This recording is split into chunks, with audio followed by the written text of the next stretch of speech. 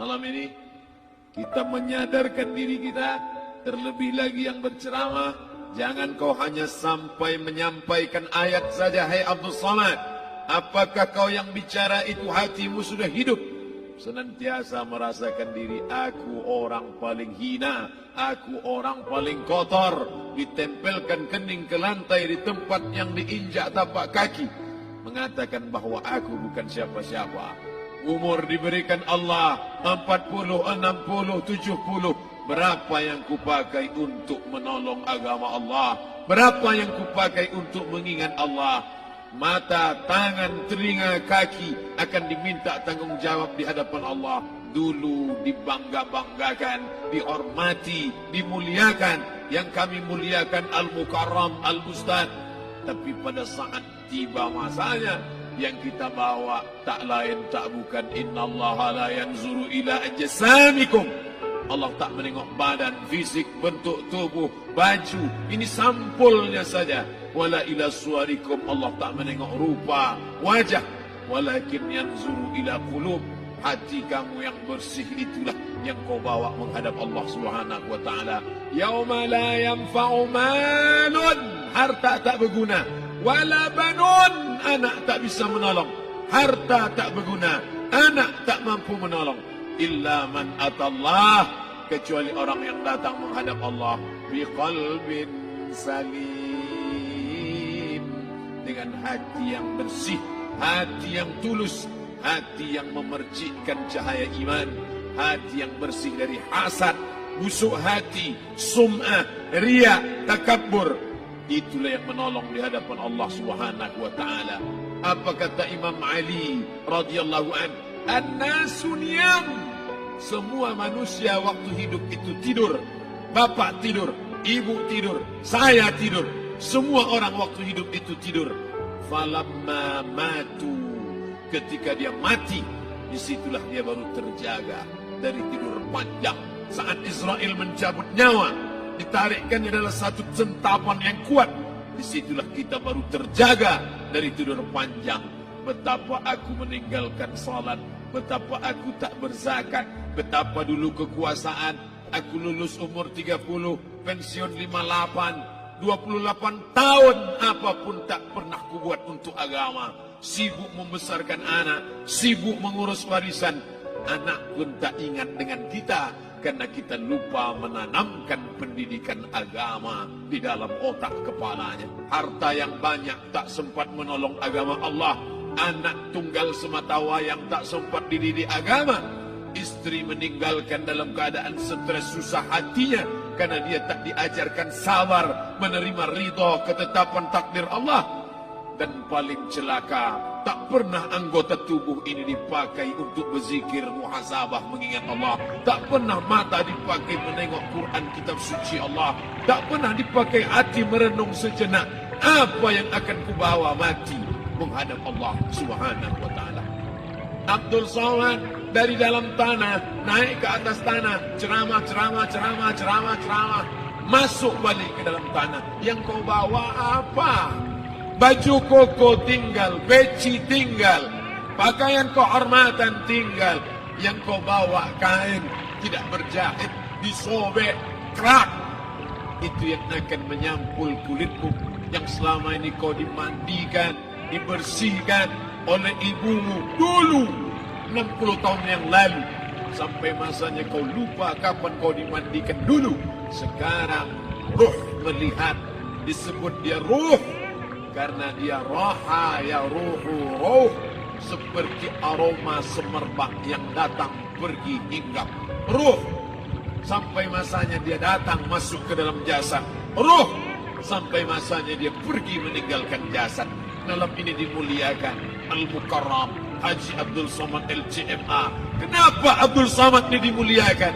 Karena ruh hinggap sejenak sebentar, sampai masanya besok pagi dia ruh keluar dari dalam tubuh ini.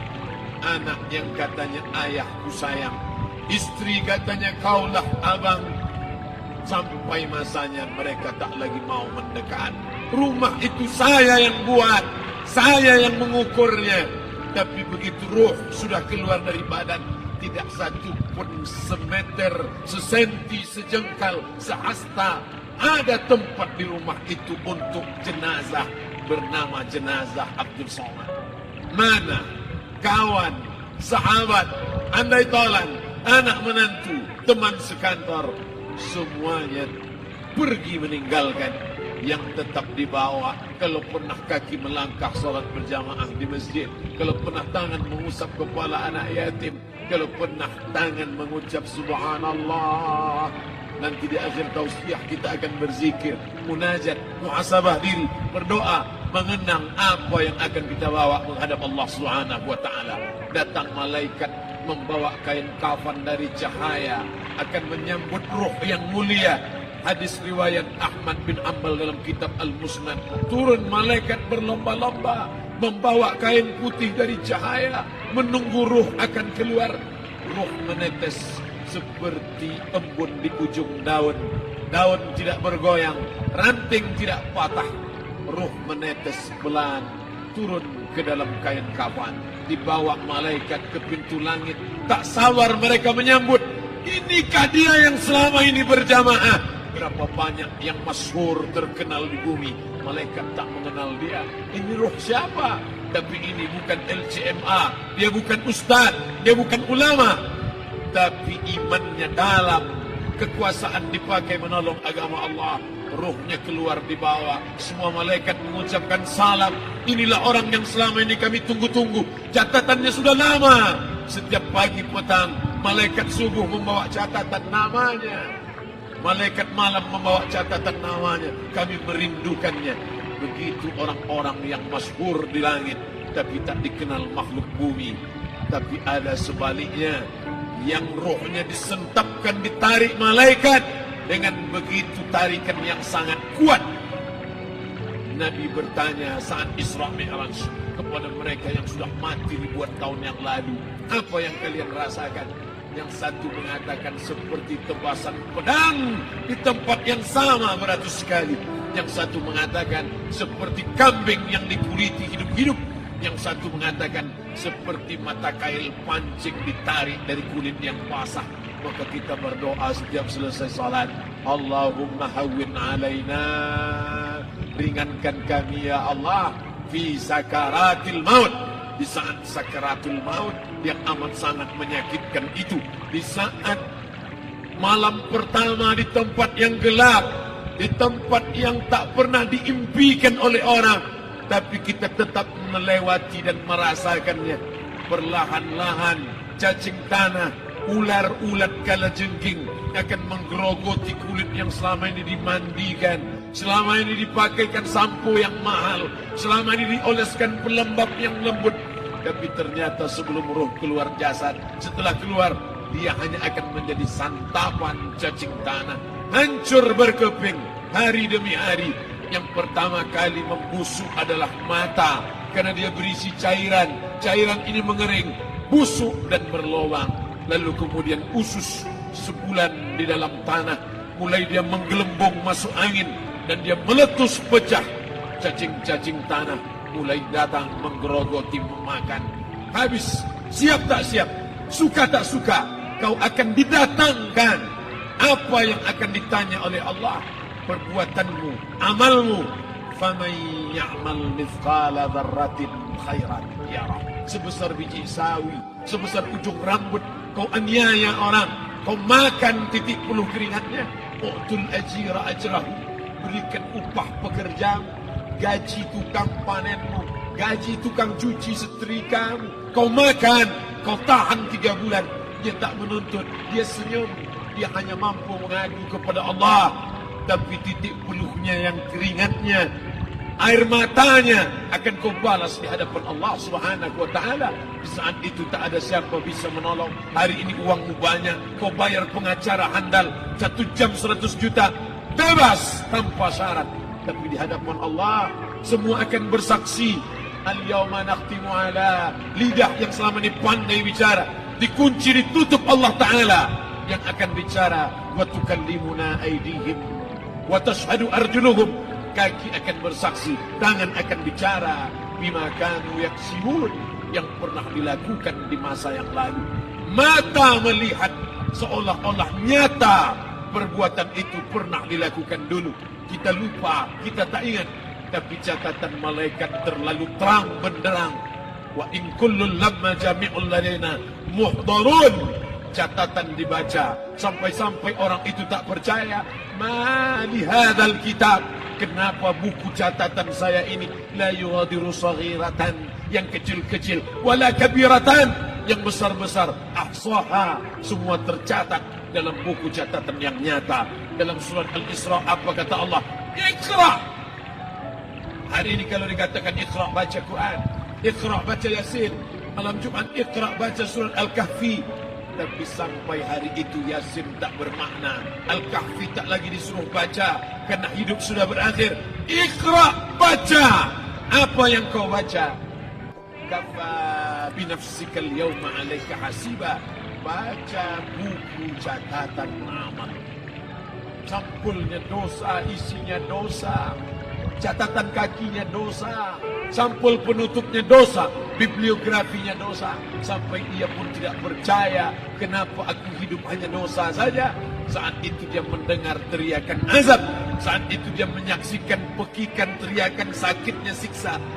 Rabbana, ya Tuhan kami, farji'na, balikkan lagi kami ke dunia. Rabbana, ya Tuhan kami, absarna, mata kami sudah melihat azab. Wasami'na, telinga kami sudah mendengar sakitnya, pekikan, teriakan, jeritan.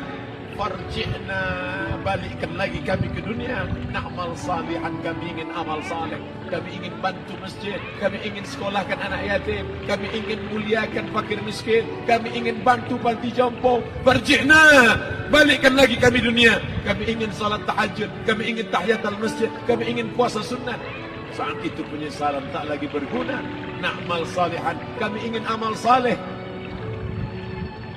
Andai kau beri kami tenggat waktu, ya Allah, laula akhartani, kalau kau beri aku waktu, ila ajalin qarib, aku tak minta hidup 1000 tahun, ila ajalin qarib, sebentar saja kau hidupkan aku, ya Allah. Di situ orang baru tahu apa yang pernah dilakukan dulu, yang di masa lalu tak ada cara lain kecuali malam ini kita bertaubat, taubat nasuha, mandi, solat sunat taubat. Ma min muslimin yuznibu dzamban, ada orang silap, khilaf, buat dosa, salah. Siapa yang tak pernah salah? Sedangkan datuk moyang kita Adam pun salah, tapi dia mengetahui, sadar salahnya. Dia berdoa, Rabbana zalamna anfusana, kami sudah menzalimi diri kami. Wa illam taghfir lana, kalau kau tidak mengampuni kami. Wa tarhamna, kalau kau tidak merahmati kami. Lanakunanna minal khasirin, kami termasuk orang yang rugi, ya Allah. Maka malam ini kita bermunajat kepada Allah, berdoa, mengenang masa lalu, bergelimang dosa, besok tak akan kita ulang.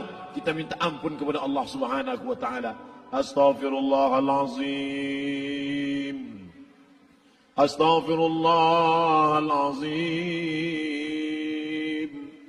Astaghfirullahalazim.